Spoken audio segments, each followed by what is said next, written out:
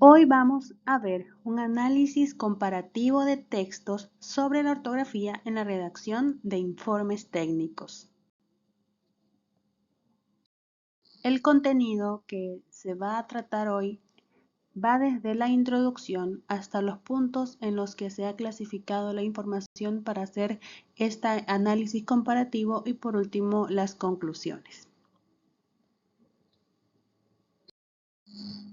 La ortografía es fundamental para una comunicación escrita clara y efectiva, especialmente en la redacción de informes técnicos, donde los errores pueden afectar la precisión y credibilidad de este documento.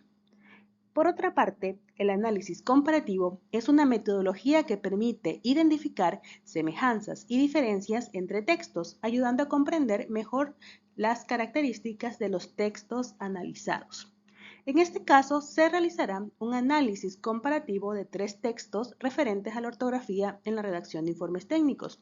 El primer texto es el Manual de Ortografía, Redacción y Estilo, provisto por la docente, al cual le vamos a llamar texto 1. El segundo texto es el Manual de Estilo, Normas de Ortografía y Redacción para publicaciones institucionales de la Pontificia Universidad Católica de Chile, que le vamos a llamar texto 2.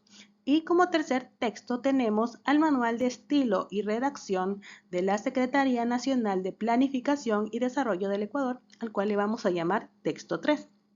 Para hacer el análisis comparativo de una forma detallada, se han clasificado 6 categorías en los que se comparan a los 3 textos de forma conjunta.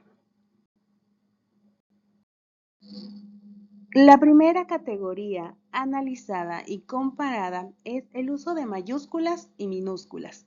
El texto 1, el texto 2 y el texto 3 concuerdan en que se deben escribir con mayúscula inicial los nombres propios, las asignaturas, los títulos de obras, así como emplear la minúscula para los días, meses y profesiones.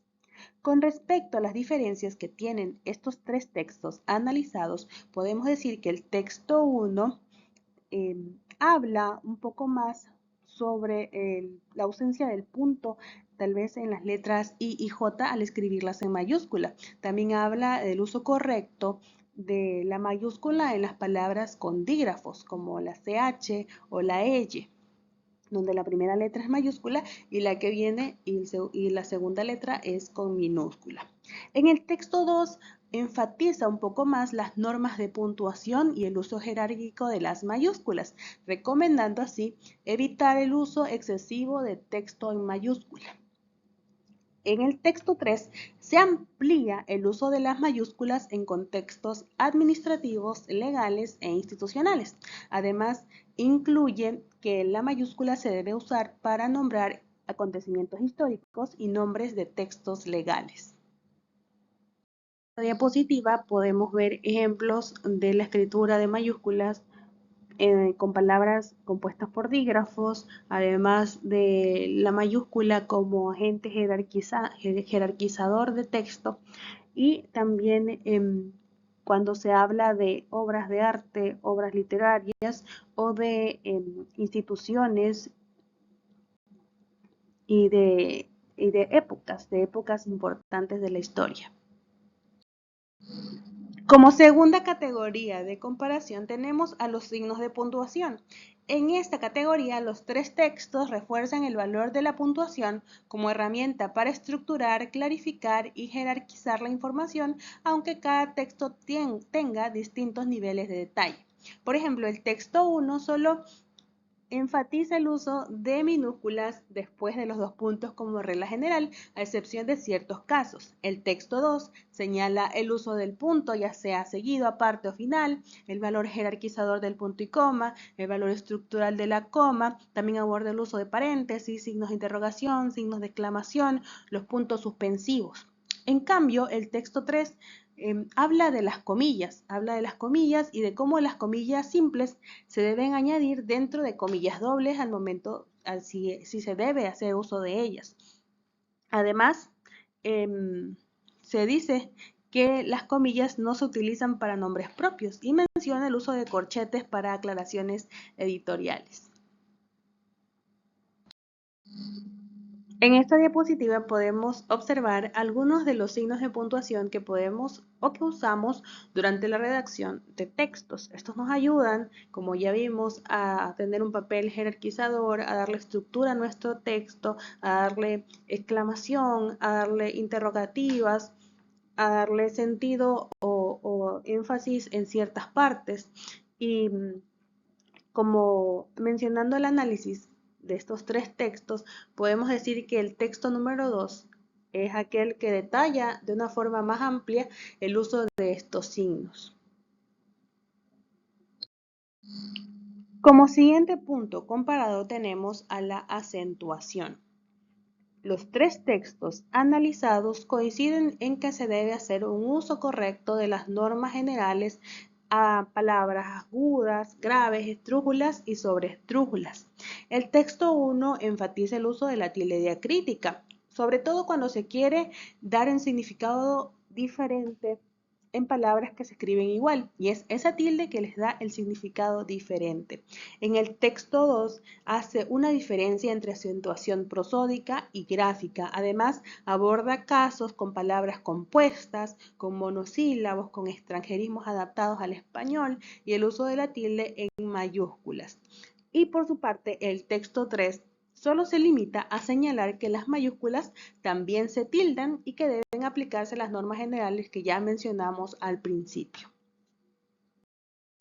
En esta diapositiva tenemos el punto en que los tres textos coinciden, que es el uso general de las normas de acentuación en palabras agudas, graves, esdrújulas y sobreesdrújulas. Vale la pena recordar un poco de qué van estas normas. Por ejemplo, que las palabras agudas son aquellas que tienen la mayor intensidad en la última sílaba y solo se tildan cuando terminan en ns o vocal. Las palabras graves se pronuncian con mayor intensidad en la penúltima sílaba y que solo se tildan cuando no terminan en ns o vocal. Las palabras esdrújulas que tienen su mayor intensidad en la antepenúltima sílaba y siempre llevan tilde, y las palabras sobreesdrújulas que tienen la mayor intensidad una sílaba anterior a la antepenúltima y también siempre llevan tilde.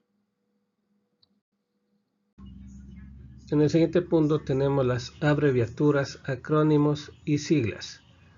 Como idea general de los tres textos, se establece que las siglas se escriben con mayúsculas, sin puntos, espacios ni guiones, y que funcionan como nombres colectivos. También reconocen que los acrónimos pueden pronunciarse como palabras si su uso lo permite.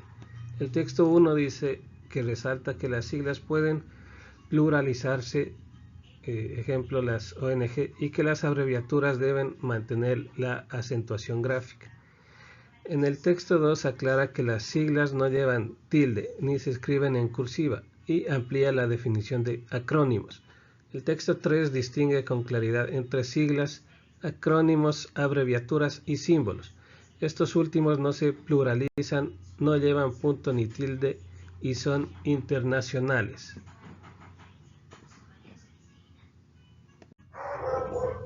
En el lado izquierdo se muestran algunos ejemplos de las abreviaturas de algunas profesiones y en el lado derecho las diferencias entre sigla versus acrónimo. La sigla se construye cogiendo la primera letra de cada una de las palabras que forman un término compuesto. Se usan para abreviar conjuntos de palabras.